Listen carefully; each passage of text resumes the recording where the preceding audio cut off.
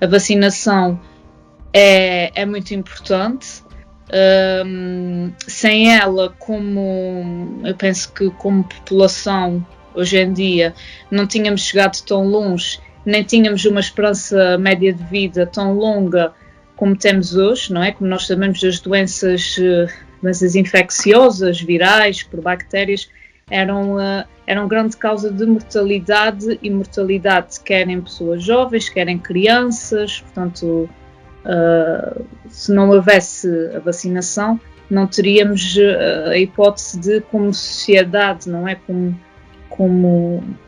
seres humanos, de evoluir da maneira que evoluímos até hoje. Portanto, é um dos pilares da saúde pública, é a vacinação. As vacinas, no entanto, não são livres de poderem causar reações adversas, não é? Ou efeitos secundários, mas esses efeitos secundários e reações adversas, principalmente em vacinas que já existem há muitos anos, não é? Vacinas que já existem há várias décadas, são efeitos que se têm visto que são muito raros. Portanto, são extremamente raros de acontecer na população. Portanto, também não é por aí que as vacinas sejam uma causa potencial de doença ou de problemas para a saúde das pessoas. I think it's very good that we have it, and with certain diseases, like we said before, that are, for example, in the national vaccination program,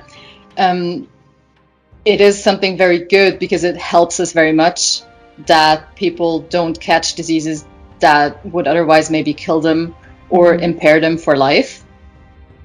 So vaccination is something very good, but it has its risks and also its downsides, or it can have them.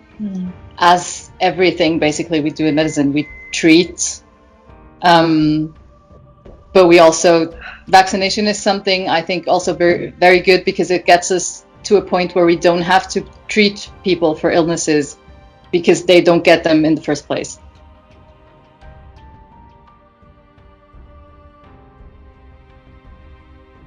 Em relação à Covid-19, a vacina que foi desenvolvida em poucos meses, não é?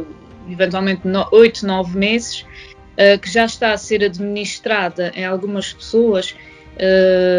Reparem, neste caso, nós estamos perante uma situação sem precedentes na sociedade atual, porque se nós formos pensar atrás, a última grande pandemia, se eu não estou a erro, também pode ter havido alguma, entretanto, mas a última grande pandemia que ocorreu a nível mundial, passa a expressão, obviamente uma pandemia a nível mundial, foi da gripe espanhola.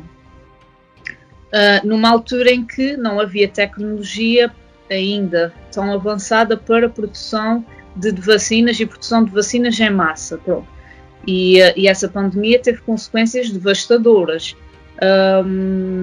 De qualquer forma, eu acho que, lá está, como as outras vacinas, esta, produzida em tão pouco tempo, não será uma vacina 100% inócua, porque nenhuma é. Portanto, todas elas podem causar alguma, nem que seja reação alérgica ou reação adversa.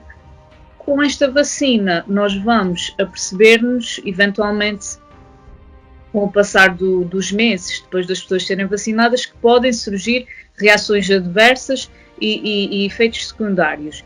Mas, tendo em conta a situação de pandemia que estamos a viver e que, em termos económicos, sociais, não é, tem sido tão danosa, é uma forma é a melhor forma que temos para já de controlar esta doença, ou de tentar acalmar ou mesmo erradicar esta doença. Passa muito pela vacinação, fora as outras medidas. Por isso eu acho que, apesar de ter sido desenvolvida tão rapidamente, eu acho que é importante na mesma forma. Yeah, the thing with the COVID-19 vaccine, very difficult to say, because of course they had to get a vaccine very fast. It's been in development for a year, and this is nothing for a vaccine. Normally that would take like 10 years, you know. They first started it with going around like, hey, we did it, we found a cure, and not a cure but a vaccine for it. And the problem is, I think it all went too fast, you know. You cannot go around telling everyone that the vaccination is here, and they only you get like different stages of testing, you know, and they were only in the third stage of testing, and basically they only tested it with healthy individuals, and this is very dangerous to say anything about it in that stage, because if you test it with us, you know, the problem would be good because we are healthy, but if you test it with anyone's grandma, it might be different, you know. And then they spread that news that 90% to 95% are immune after the vaccination, and of course, if you're non-medical, this sounds really fantastic, you know. And I think that was a big problem with it. Because people now get their hopes up that it will be over soon, but it won't, you know. They kind of started advertising a little early, and then they realized in further testing that it wasn't all that good, and now they're kind of having to find a way without rushing it but going fast, and then not having people thinking, oh yes, I got some kind of vaccination, whatever stage it was or not, going around like I'm immune to everything, which is also not true. And also, even if they have a vaccine that works, as soon as people start getting vaccinated, it's not like COVID is just not going to expand anymore, because it needs a certain time until for the like herd immunity, so enough people are immune, that needs a certain time. And then also with every drug, you also have to like test vaccinations in further studies over time. So me, for one, saying I'm in a very comfortable position being a medical healthcare professional working and being a young healthy woman, I could wait for another 6 to even 12 months or more after they develop the vaccine and they start to vaccinate people to see how it turns out before I like have it tested on myself, which is of course not the case for everyone, because sometimes just the benefits outweigh the risks just medically.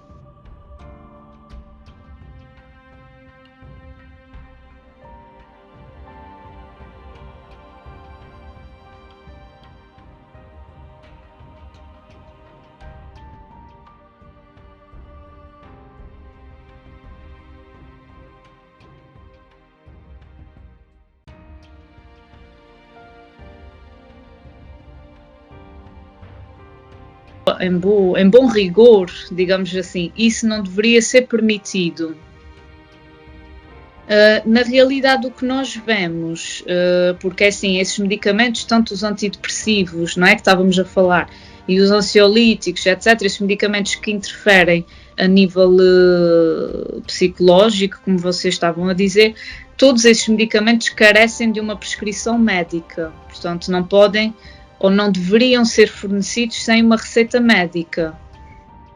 Em bom rigor, o que eu posso dizer é que em Portugal não sei, penso que será parecido, será igual, mas nos Açores esses medicamentos são talvez um pouco menos e cada vez menos, mas continuam a ser fornecidos aos utentes nas farmácias sem prescrição médica. Continuam a facilitar esse processo, o que não é correto. No, anything regarding antidepressants or anything like that, no, you cannot get it without a description here in Switzerland.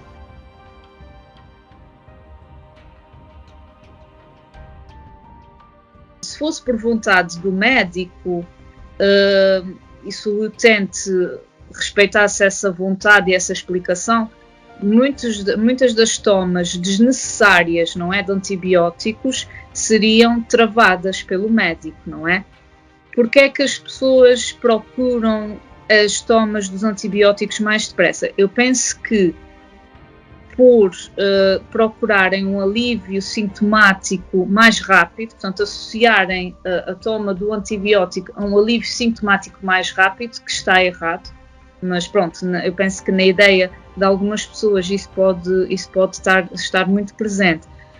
E também tem a ver com uma baixa literacia em saúde, ou seja, a grande maioria da população tem uma baixa literacia em saúde e por isso adotam às vezes medidas erradas, tomam decisões erradas em relação à sua saúde, com prejuízo com prejuízo delas próprias e de todos nós, como vocês puseram e bem, na questão da resistência aos antimicrobianos, não é? Aos antibióticos e outros medicamentos para tratar esse tipo de infecções.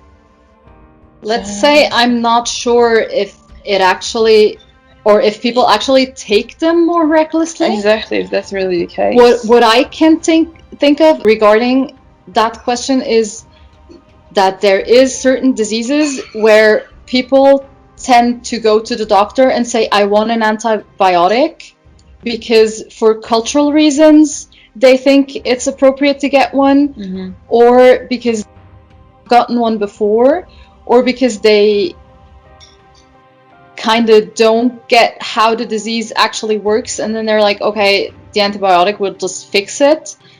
And there's also diseases where up until now everyone used to get antibiotics because of certain risks that you wanted to eliminate, and now with new regulations you don't actually have to give antibiotics for this. So until everyone kind of like gets to that point where they understand that now you don't have to get antibiotic for a certain disease, it always takes time. Exactly. And then sometimes it's just more beneficial for the patient and for the doctor to just give the antibiotic and just be like, okay, maybe we wouldn't have needed to, but it was just convenient, or we were just on the safe side, or we wanted to be on the safe side. 20-30 years ago, drugs or just medication, they were advertised a lot, and people kind of got away from being scared about it, but seeing actually the benefits of it.